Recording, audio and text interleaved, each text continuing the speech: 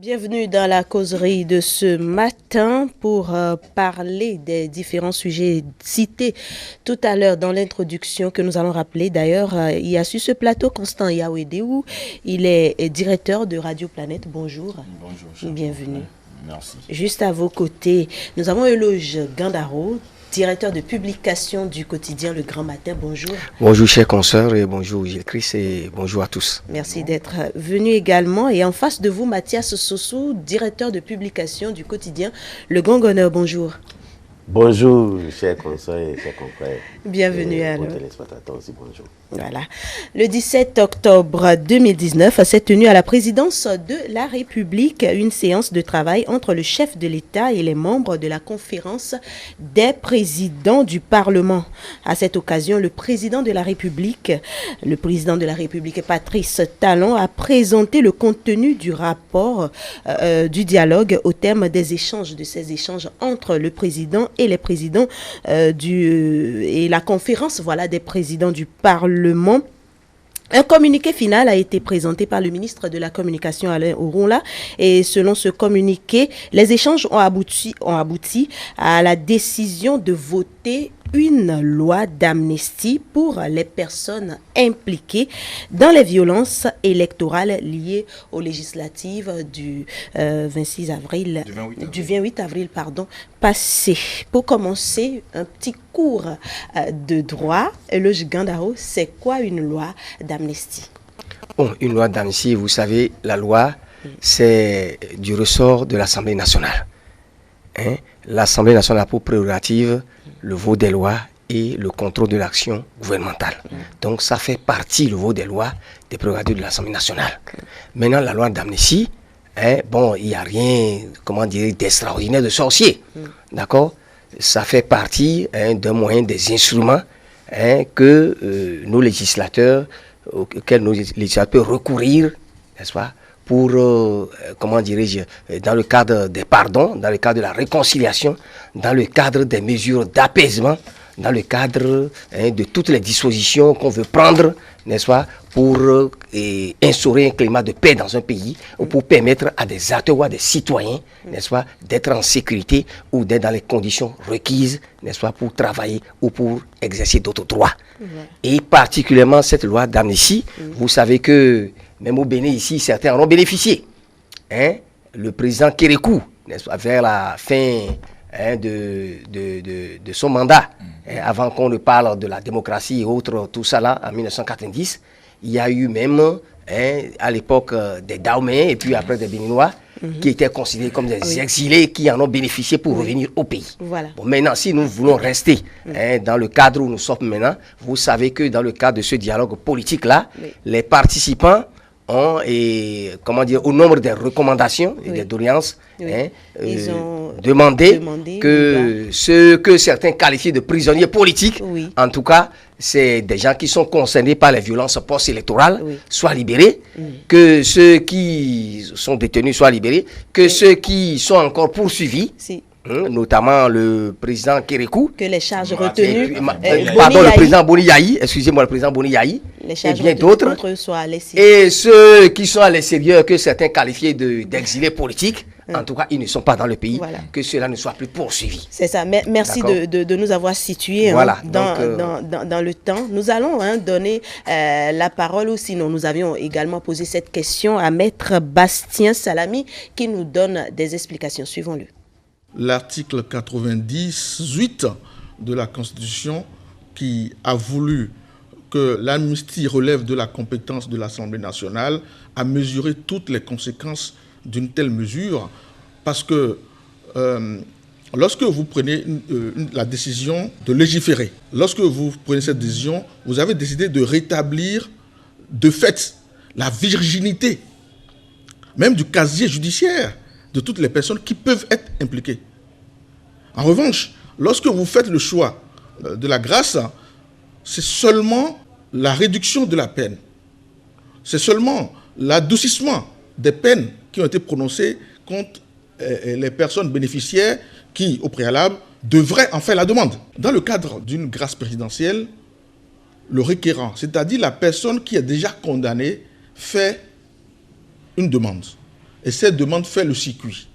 Et après avoir consulté le Conseil supérieur de la magistrature, le chef de l'État prend une décision de dire telle personne qui sont condamnées pour, admettons, 5 ans, 3 ans, puissent se voir leur peine réduite pour pouvoir bénéficier de la liberté. Mais il se trouve que ces personnes-là ont un casier judiciaire. Il sera mentionné comme quoi ces personnes avaient commis des fautes, pour ne pas dire des infractions. En revanche, lorsque on s'inscrit dans le cadre de l'apaisement, je crois que c'est la mesure la plus indiquée. C'est la mesure qui correspond à la situation. Parce que vous imaginez que l'on puisse limiter le pardon, en fait, le pardon légal, le pardon national. Si on pouvait limiter ce pardon exclusivement à des personnes déjà condamnées, ça fait désordre.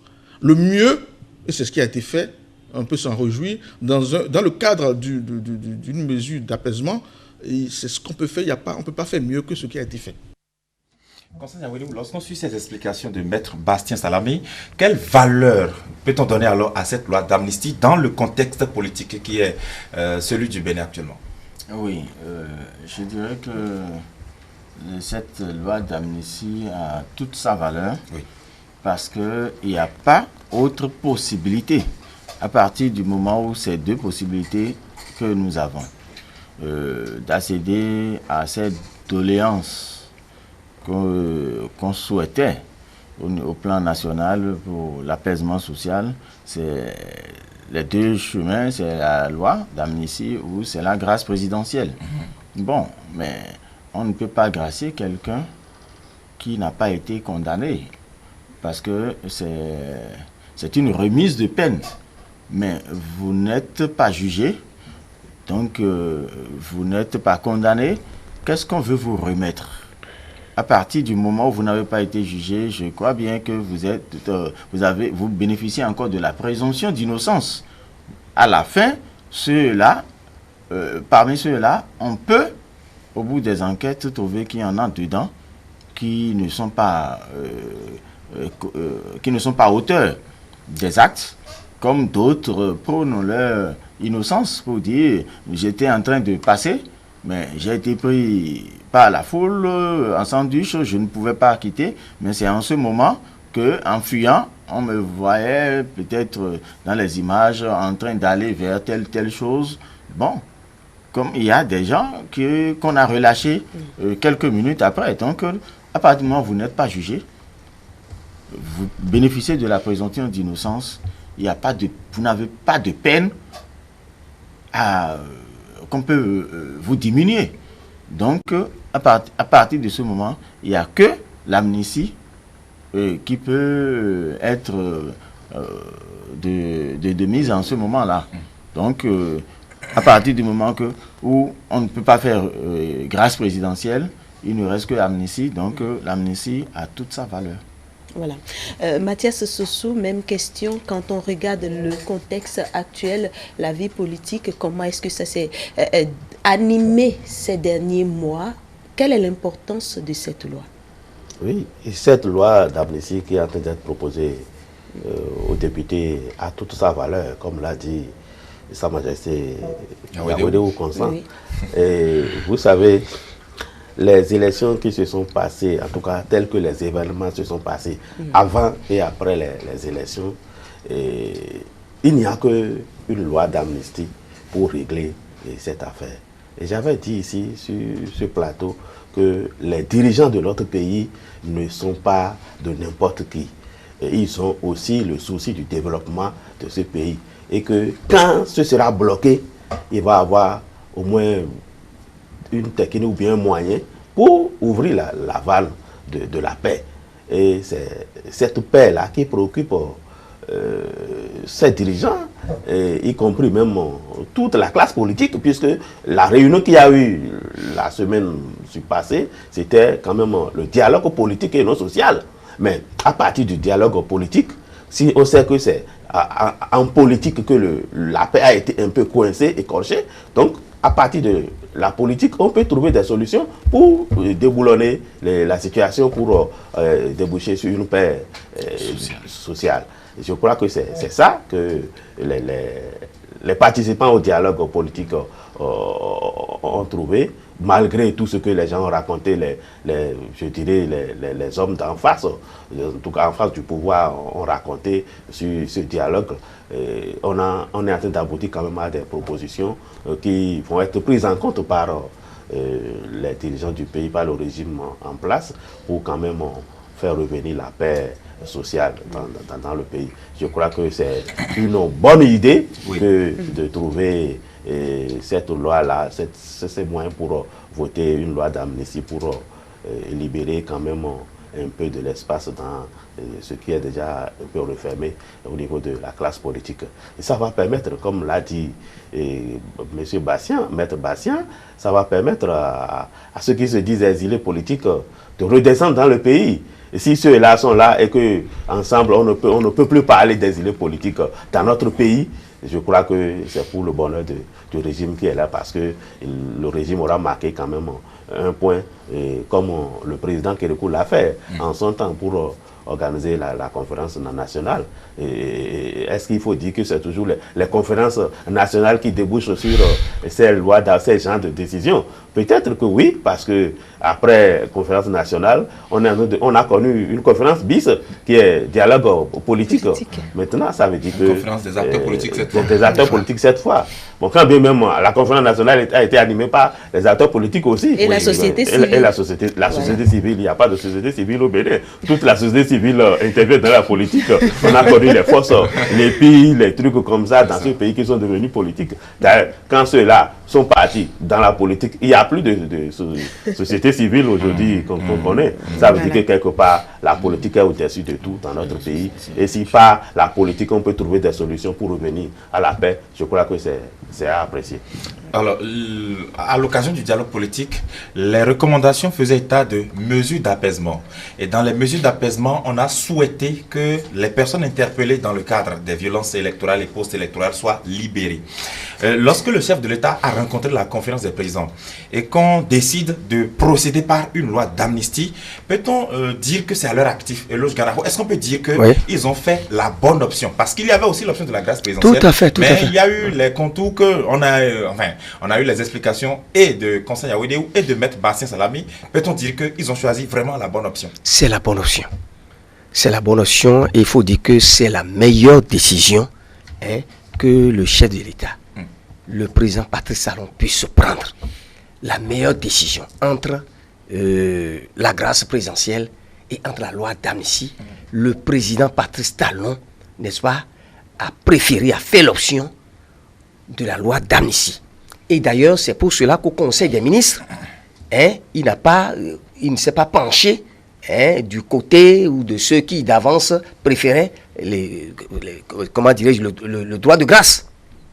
Puisque comme M. Bastien l'a dit tout à l'heure, avec le droit de grâce, ceux qui sont concernés ou les futurs bénéficiaires en font une demande. Ça permet de diminuer la peine, n'est-ce pas? Ça permet de réduire la peine. Voyez-vous. Mais lorsque vous n'avez pas été condamné, pourquoi va-t-on vous, gracier? Vous suivez un peu. Donc avec le droit de grâce, qui est consacré par l'article 60 de la Constitution, si j'ai bonne mémoire, qui dit que le président de la République a le droit de grâce. Il exerce dans les conditions définies par l'article 160, l'article 130 de la Constitution. Oui.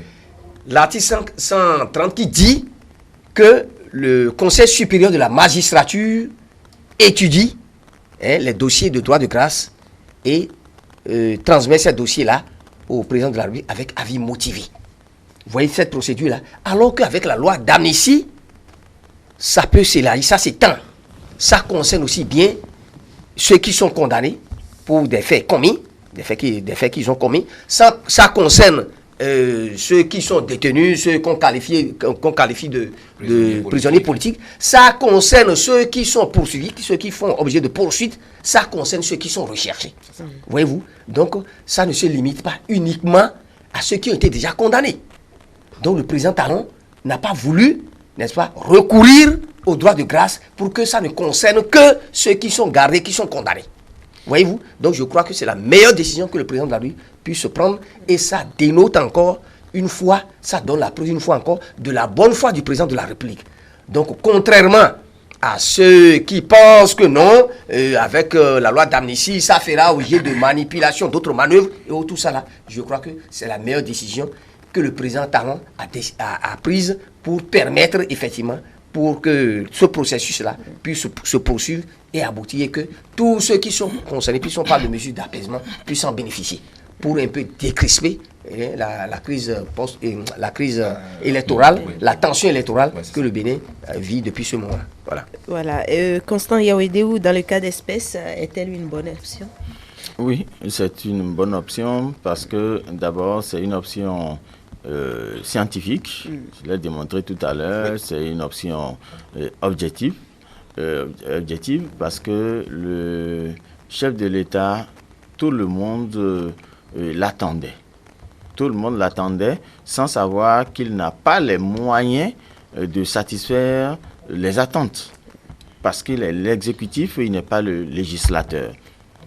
Donc, sa volonté a été manifeste en convoquant les acteurs politiques, ceux-là qui ont désigné en leur sein les candidats qui ont été élus et qui sont à l'Assemblée et qui doivent faire. Il aurait pu appeler les députés, la conférence des présidents directement pour dire, bon, discutez de ça à l'Assemblée, parce que c'est vous qui allez... Mais il a élargi ça aux partis politiques. Même les partis qui ne sont pas représentés à l'Assemblée, il a été vers ces partis pour dire, comme ça doit se passer à l'Assemblée, ce n'est que les partis politiques qui ont le pouvoir d'exercice en ce moment. Même s'il associait la société civile, ça va être pour apprendre de la société civile ce que la société civile souhaiterait. Or, la société civile s'est déjà manifestée. On a déjà tout entendu. Donc, il reste seulement à composer avec ceux qu'il faut convaincre pour que les résultats aboutissent. C'est pour ça qu'il a pris l'option du dialogue politique. Il a pris l'option du dialogue politique et on a constaté aussi, puisqu'on avait pensé que c'est un débat qu'il allait diriger et que ça allait prendre l'allure que ça doit prendre, mais on a vu, il a lancé, il a dit, bon, vous m'avez demandé l'apaisement, comment voulez-vous que l'apaisement arrive? Je crois que c'est là l'humilité. C'est là l'humilité. Et déjà dans son discours, on l'a constaté. Le lendemain déjà, on a constaté que les actions ont commencé conformément à ce qui a été retenu. Les recommandations ont été mises en application dès le lendemain sans dilution. Donc, ça veut dire qu'il a effectivement la volonté d'apaiser la tension sociale, mais comme nous sommes dans un état de droit, il faut que force reste à la loi. C'est pour ça qu'il n'a pas forcé. Il aurait pu forcer et brutaliser les choses et prendre la grâce présidentielle. Mais demain, on va encore trouver à dire à propos. Donc il a choisi la bonne option. Il a dit, faites la volonté du peuple. Et je crois qu'on ne va pas en vouloir à ceux qui trouvent à dire. C'est ça la dynamique de la politique, puisque nous sommes sur le terrain de la politique. On ne peut pas leur en vouloir, mais on ne peut pas vouloir quelque chose et son contraire. Nous voulons que nos frères qui sont hors du territoire national, qui ont quelques inquiétudes à rentrer au pays, reviennent en famille. Donc, on ne peut pas vouloir quelque chose et son contraire, qu'ils reviennent. C'est là notre souhait. C'est ça, le souhait de la société civile que le chef de l'État a mis en application. Maintenant, il reste à chaque bénéficiaire de juger opportun d'en bénéficier ou pas. C'est ça. Mathias Sossou, loi d'amnistie, ça fait tomber même les peines et ça laisse intact votre casier judiciaire. L'avocat l'a expliqué tout à l'heure. Comment expliquer alors les différents sons de cloche que l'on continue d'obtenir? Je veux dire, les critiques que l'on entend de part et d'autre vis-à-vis de cette initiative. Oui. Vous savez, quand les décisions viennent comme ça et que ce n'est pas de leur côté, il y a souvent que des gens apprécient selon leur position. Je dirais qu'il n'y a pas que les grands hommes qui prennent des grandes décisions. Il y a aussi les petits qui prennent des décisions. Et quand ces petits-là commencent à prendre ces décisions qui sont appréciées de tout le monde, ces petits-là entrent progressivement dans la cour des grands. Et c'est ce que je peux dire actuellement.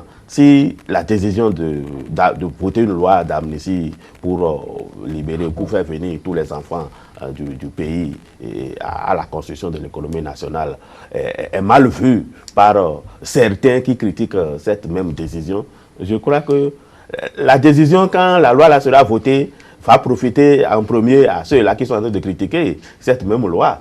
C'est-à-dire que ceux-là sont dans la posture de ce que, même si ton ennemi porte un paille qui lui sied, au lieu de l'apprécier, on fait la politique de l'Autriche. Quand bien, puisque eux-mêmes, là, ça les profite, ils savent que la loi là va les profiter.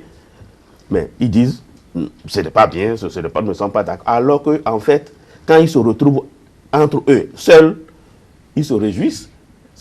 C'est pour ne pas montrer à l'opinion nationale ou générale qu'ils sont contents de ce que cette décision a été prise. Ils voudraient que ce soit eux-mêmes qui demandent, qui imposent cette décision à l'exécutif pour qu'on fasse la proposition à l'Assemblée nationale. Maintenant que c'est autour d'une table que ça a été fait comme une doléance et que le chef de l'État, prend l'engagement de mettre en application toutes les doléances, en tout cas les doléances issues de ce dialogue, encore au dialogue auquel ils n'ont pas participé. Donc, il y a aussi que, il faut les comprendre. Ils sont dans leur position et c'est chez nous au Bénin que ça se passe comme ça quand, comme l'a dit le président Nicéphore Soglo, tout ce qui est fait sans nous est fait contre nous. Alors que tout ce qui est fait peut ne pas être sans moi, peut ne pas être contre moi et me profiter. C'est ça qui se passe actuellement. La preuve, la loi d'amnistie qu'on propose, ce n'est pas pour ceux qui sont au régime. Non, c'est ceux qui sont opposés au régime qui sont impliqués dans des affaires données. Dans les violences post-électorales, dans les manifestations. C'est parce qu'ils contestent les agissements du régime qu'ils se retrouvent dans cette frange-là pour être amnistiés. Ça veut dire que quelque part, c'est la politique d'Autriche que ses amis sont en train de faire. Alors, c'est aussi le moment de faire une petite clarification. On sait que Boniaï, par exemple, ancien président, devrait être écouté par un juge. Après, on connaît la suite, maladie, ainsi de suite, il est parti. Il devrait être d'ailleurs, pas il devrait, si cette loi-là est votée, promulguée, il en serait aussi bénéficiaire, mais à ne pas confondre le Ganaho avec ceux qui étaient partis avant les élections dans le cadre d'autres dossiers judiciaires. Tout à fait, voyez-vous, parce que l'opinion publique sont divisées sur la question. Oui. Sont divisées. Et c'est pourquoi je dis que le président Patrice Talon, n'est-ce pas, continue de donner la preuve de sa bonne foi, et sa détermination à aller jusqu'au bout de ce qu'il a commencé. Si vous voyez, vous avez parlé tout à l'heure de la polémique qui est née, et c'est à 3 niveaux. D'abord, ça concerne le dialogue politique, cette rencontre qui a eu lieu, ça concerne ça. Ça concerne le comité des experts qui a été mis en place et qui va réfléchir sur les lois dont nous voulons de parler, les lois qui fâchent, l'achat des partis politiques, le code électoral, et autres. Oui. Et ça concerne la législature qui est là, la 8e législature. Oui. Mais quel est le problème? Voyez-vous, ceux qui sont allés au dialogue, c'est les partis, comment dirais-je, légalement enregistrés. Et pour ça, je crois que le président Talon, voyez-vous, au lendemain des élections, n'est-ce pas, a tenu des rencontres. Et il s'est mis dans la logique de faire en sorte de jouer sa partition pour que tous ces problèmes soient réglés. Ceux qui se disent lésés et qui ont des difficultés et qui n'ont pas pu prendre part aux élections ces lois-là, on puisse les toiletter, tout ça, le président a engagé le processus. Alors, ceux qui ont compris et ceux qui veulent s'inscrire aussi dans cette logique d'un processus qui conduise à l'apaisement, ceux-là sont allés remplir les formalités. Mais d'autres ont refusé.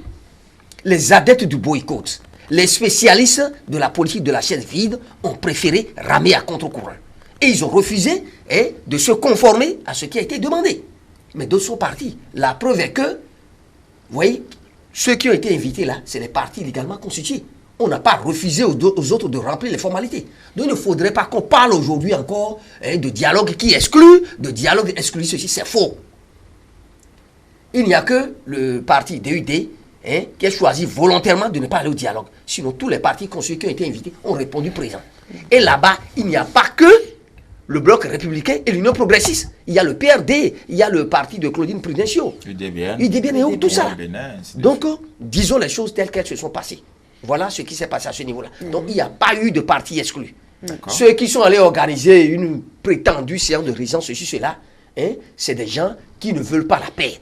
Il faut qu'on se dise la vérité. Non, on va pas dire comme ça. Ils sont fermés à tout. Oui, mais on va pas dire qu'ils ne veulent pas la dialogue. Ils ne veulent rien. C'est un peu trop poussé. Dans la mesure où on vous donne une opportunité. Oui. Dans un pays où il y a des problèmes. On dit, venez, nous allons discuter. Oui. Le président de la République a même, n'est-ce pas, pour montrer qu'il n'a pas à s'impliquer, à s'immiscer dans ce qui va se faire, n'est-ce pas, on a désigné un facilitateur.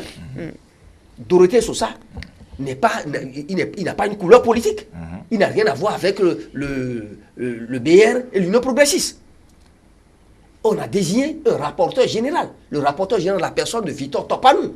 Victor Topanou, on le sait, très critique envers le pouvoir en place. Oui. Donc, il n'est pas question de parler de comité monocolore et tout ça. Là. Il faut balayer ça du revers de la main.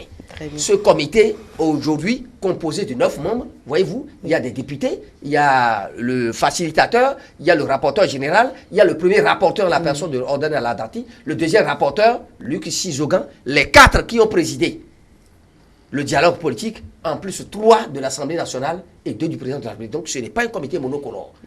Ensuite, j'en viens maintenant à l'Assemblée qui est là. C'est au cours du dialogue que les participants ont demandé, ont souhaité qu'il y ait des mesures d'apaisement. Vous croyez que aujourd'hui, ceux qui vraiment veulent que ces recommandations soient mises en œuvre et que leurs parents, leurs amis, leurs militants soient libérés, ceux-là vont dire, ah, pourquoi une loi d'amnistie, ceci, cela? Et certains estiment que l'Assemblée qui est là n'est pas légitime, n'est-ce pas, pour voter des lois, une quelconque loi d'amnistie, ceci, cela. Vous pensez que ceux qui sont allés au dialogue, et c'est de manière consensuelle, il faut le dire. Il n'y a pas eu de démission, personne n'a claqué la porte.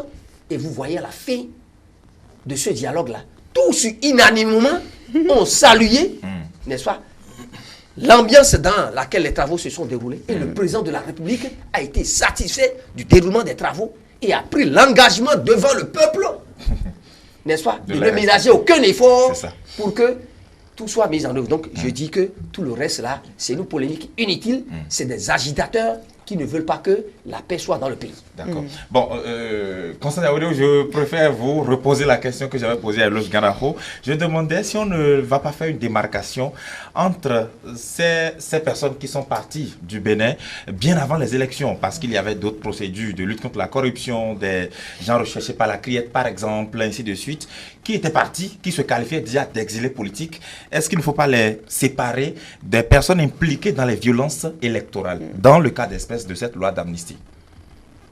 Exilés politiques, exilés volontaires, je crois que c'est des thèmes que la Commission doit pouvoir clarifier. D'accord. Absolument, il faut pouvoir clarifier parce que moi j'ai un problème dès que j'ai suivi les résultats des recommandations, les résultats des assises, j'ai eu un problème parce que le président Talon a imposé une certaine rigueur dans la gestion des affaires publiques.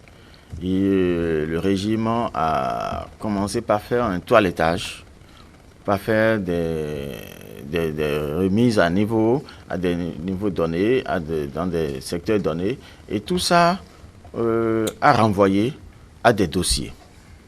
Est-ce que une loi d'amnistie va s'étendre jusqu'à ce niveau-là, parce que, peut-être on va y en revenir dans le deuxième sujet, mais tout ce qui est en train d'être mobilisé aujourd'hui au niveau des finances de au trésor public, je vais dire, est-ce qu'il faut abandonner tout ça?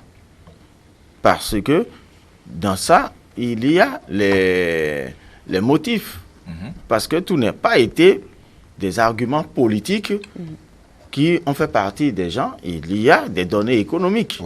Mais dans ça, est-ce que la poursuite va jusqu'à abandonner les forfaits? Je crois que la commission doit pouvoir nous clarifier pour qu'on sache s'il faut plus espérer ce que nous espérions entre-temps pour exiger du gouvernement le développement à certains niveaux. Très bien, nous poursuivons cette causerie et nous restons toujours dans le cadre des recommandations issues du dialogue politique des 10, 11, 12 derniers. Les participants à ce dialogue ont recommandé également l'institution des élections générales par d'abord l'organisation dans une même année électorale de l'élection présidentielle puis simultanément des élections législatives et communales. Et quelle est selon vous Mathias Sossou, la faisabilité? C'est très simple. Si le Béninois décide de faire, il le fait. Et déjà, il y a 2 élections qui se sont passées le même jour, une fois déjà dans ce pays. Et si on doit organiser les élections générales en une même année, c'est possible. Il suffit que les acteurs politiques prennent la décision. Si c'est pris, c'est que ça va être exécuté. Il y a des avantages et des inconvénients. Parce que ça va beaucoup plus profiter à ceux qui sont en haut. Je veux dire au niveau de l'exécutif. Quand il y a des élections, le groupe qui va gagner, le groupe qui est passé le premier, qui va avoir la majorité, c'est comme ça va conduire toutes les autres membres, en tout cas les autres parties des élections jusqu'à la fin. Ce sera comme un tsunami après le premier passage. C'est en cela que ça présente des inconvénients pour les petites formations politiques qui ne vont pas réussir à faire de bons scores dès les premiers passages. Et la difficulté que nous aurons, ça va être peut-être le coût d'organisation. Je ne sais pas si, quand on parle de groupage des élections en une même année, est-ce que c'est le même jour que ça va se passer? Si ça se passe le même jour, c'est plus économique. Maintenant, s'il faut organiser 1 mois, 2 mois, 3 mois, 4 mois après chaque élection, je crois que ça revient au même si on organisait en 5 ans ou en 4 ans avec les différences que nous voyons. Parce que ça va avoir les mêmes coûts si on organisait les élections séparées de façon 2 ans, 3 ans ou 4 ans. Si c'est en un seul jour que ça se passe, alors là, on aura fait des dépenses pour régler tous les problèmes qu'on doit avoir durant 5 ans. On peut les régler en une journée. C'est comme ça que moi je vois un peu... Oui, voyez-vous, vous avez parlé des élections générales. Oui. C'est ce qui a été retenu de manière consensuelle lors de ce dialogue-là, les élections générales. Donc il faut tout de suite, n'est-ce pas, clarifier les choses. Il n'est pas question de reprise des élections. D'accord? Donc les participants au dialogue ont été très objectifs en parlant des élections générales. Donc, ceux qui continuent de croire que non, bon, et cela veut dire qu'il faut reprendre les législatives en 2020 ou en 2021, il n'est pas question de ça. Je crois que ce qui a été retenu, n'est-ce pas, au nom des conclusions, c'est les élections générales. Ça, c'est clair. Maintenant, dans quelles conditions il faut organiser ça? C'est ça. Tout ça là, ça n'a pas été retenu. Les participants n'ont pas pu retenir quelque chose au sujet du temps de ces élections-là, puisqu'il s'agit d'organiser simultanément, d'accord, une année électorale. Il aura en même temps peut-être les législatives, les communales et puis la présidentielle, tout ça là. Voyez-vous, jusqu'à présent, rien n'a été retenu. Certains pensent qu'il faut organiser, il faut mettre ensemble les législatives et les municipales et locales et autres, tout ça là, d'autres pensent non qu'il faut ajouter les présidentielles, rien n'a été retenu. Mais il faut une année électorale où toutes ces élections-là seront organisées. Je crois qu'il est du ressort, c'est le comité qui a été mis en place qui va réfléchir à la question et, n'est-ce pas, aux différentes modalités de faisabilité. Mais maintenant, ce sur quoi je tiens à insister est qu'avec ces élections générales-là, dès que des propositions seront faites et nous saurons dans quelles conditions ça va être organisé, l'avantage est que nous n'aurons plus à organiser de manière régulière les élections. Oui, mais ça prend du temps et ça crée des dépenses. Est-ce que ça ne nécessite pas aussi certains efforts supplémentaires, le toilettage de certains textes très fondamentaux? Tout à fait. Concrètes. Tout à fait. Et le comité qui a été mis en place, vous savez, il y a des juristes dedans, un comité d'experts, ils vont se pencher sur la question. Parce que le comité n'aura pas seulement à réfléchir sur une loi d'amnistie. Ce n'est même pas le comité qui vote les lois. D'accord? Ils vont s'y pencher, n'est-ce pas? Discuter, travailler sur les lois électorales, sur la charte des partis politiques, le code électoral, la loi relative au statut de l'opposition, la loi relative au financement des partis politiques et bien d'autres choses. Donc le comité va y réfléchir et faire des propositions. Et maintenant, dès que ça va être fait, ça va être transmis, n'est-ce pas, au président de la République, qui, au Conseil des ministres, ils vont se pencher là-dessus. Ensuite, le président ou l'exécutif va transmettre ça à l'Assemblée nationale, puisque c'est à l'Assemblée, il revient à l'Assemblée d'étudier, d'élaborer les lois. L'Assemblée, dès que l'Assemblée fera le travail, et avec la Cour constitutionnelle, qui a la prérogative de dire si c'est conforme ou non. Après, plus tard, le président de la République, si c'est conforme, aura promulgué cette loi avant que ça ne devienne applicable, les lois en question. La question qui m'intéresse fondamentalement, Constant Yawédéou, c'est de savoir, est-ce qu'on sera amené à retoucher la Constitution? Parce que n'ayons pas peur de dire les choses telles qu'elles sont. Est-ce qu'aujourd'hui, l'occasion est donnée, éventuellement, de penser à retoucher? Parce que même ces élections sont des élections constitutionnelles. Si on va les aligner dans la même année, il faudra l'écrire clairement. Faudra-t-il le faire? Oui, là, c'est ce que je disais tout à l'heure pour dire, nous sommes dans le domaine de la loi. Oui. Et il va falloir respecter la loi pour ne pas laisser de jurisprudence. C'est ça.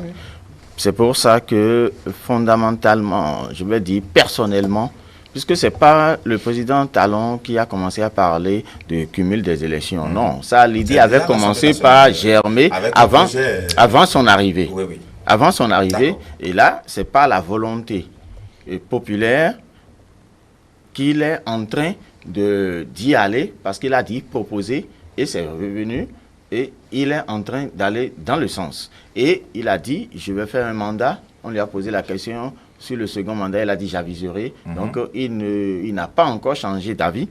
Donc c'est une disposition dont il ne va pas profiter, parce que c'est après son mandat que ça va se faire. Donc ce que nous sommes en train de dire n'est pas quelque chose de Patrice Talon. Mais je dis, depuis que cette question a commencé, personnellement, moi j'étais contre. Ça, c'est pas mon avis, de cumuler les élections pour 3 raisons. Et j'ai une interrogation. La première raison est que quand vous troublez l'ordre naturel que vous avez établi, pourquoi nous avons fait les communales 12 ans après la première présidentielle? Donc, les choses se sont alignées dans un ordre, et je ne voudrais pas que, spirituellement fort que nous sommes tous au Bénin, parce que le slogan de la paix aujourd'hui, c'est que l'Éternel daigne, que le sang, le phare de flot de sang, ça c'est le slogan de la paix aujourd'hui. Donc tout le monde est spirituel, quelle que soit sa religion. Tout le monde sait qu'il y a un Dieu qui sauve le Bénin.